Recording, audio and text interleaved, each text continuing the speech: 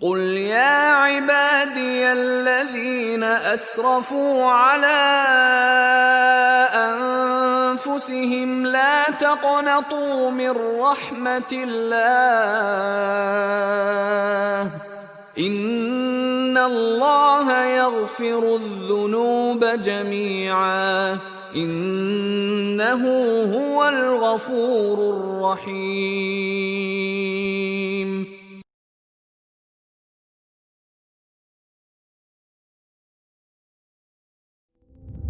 There are numerous examples, and no volumes can be large enough to contain them all, even if they filled the whole planet.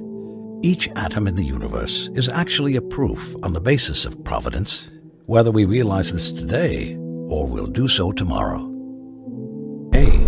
Insulin, the hormone that allows our bodies to use glucose, is secreted by the pancreas in the exact same amount of sugar we consume. B. The power of our hearts in pumping blood is exactly equal to the energy needed by the muscles when exerting any effort. C. The one-way valve of our stomach prevents the influx of digested food that would otherwise harm us. D. The sphincter muscles located at the gates of our orifices, without which our clothes would have been soiled the whole time. E. The skull bones that are left unfused at birth, so the baby can easily cover the journey through the birth canal without breaking its head.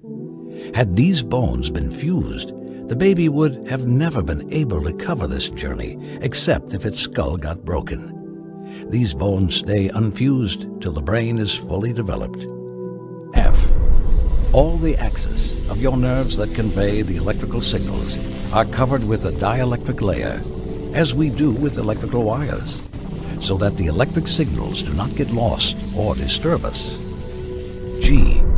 The electron revolves around the nucleus at a speed of 1,000 kilometers per second, or otherwise it would collapse inside the nucleus by the force of attraction of the positive nucleus, and the universe would have collapsed before it even began. So, this is the ideal speed for forming the atom. H. When two atoms of hydrogen combine, 0.7% of the hydrogen mass turns into energy. If this mass was 0.6% instead of 0.7%, the proton would have not combined with the neutrons, and the universe would have remained in the form of hydrogen, and none of the other elements would have been formed. If the mass converted to energy was 0.8% instead of 0.7%, the fusion would have been too fast, which would have led to the disappearance of hydrogen immediately from the universe, making life impossible. That's why this figure had to be between 0.6% and 0.8%. I. The electron mass constitutes 0.2% of the neutron mass, and this mass is ideal for forming the atom. J. After germination, the buds tend to go up directly to the light source, whereas the roots tend to go down because the buds are highly sensitive to light. All the information they need to function is encoded within the seed, and there are hormones that control the upper and lateral growth of the plant as well as the growth toward the roots, all of which is encoded within the seed. You eat the delicious fruit and throw the dry and tasteless pit away.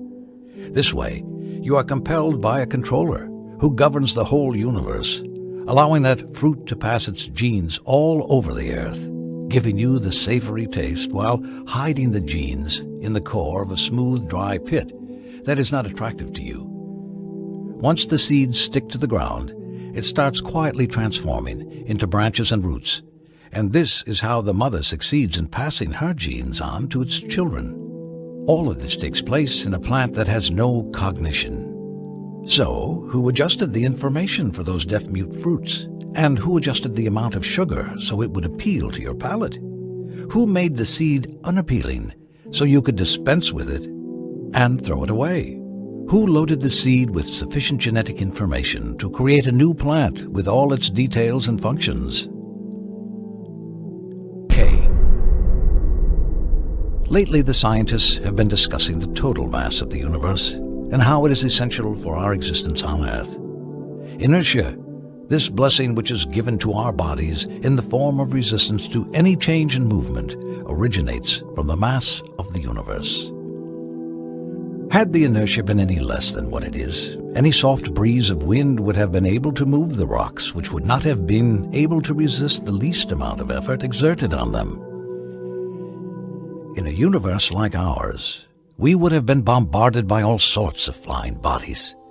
If the inertia was more than what it is, we would have found a great difficulty in moving our fingers, if we even managed to move them, and controlling them would have been an improbability.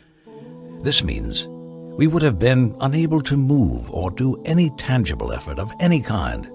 The first man created would have not left his spot, and the embryos would have not left the wombs. That is, if they even managed to take form in the wombs.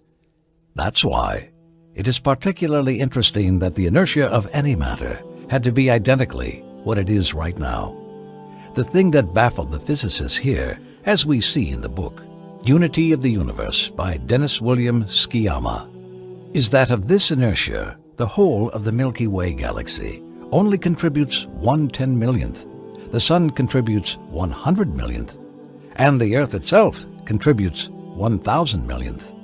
This leads us to realize that this ideal inertia we live on, and which allows us to partake on all our activities, is the overall value of the whole universe.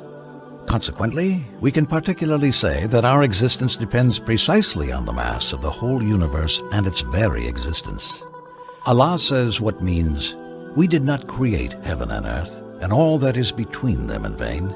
That is the opinion of those who deny the truth. Woe betide those who deny the truth, when they are cast into the fire. Chapter 38, verse 27. The more we ponder and look, the more we realize the marvels, the wisdom, and the intricacies of this creation.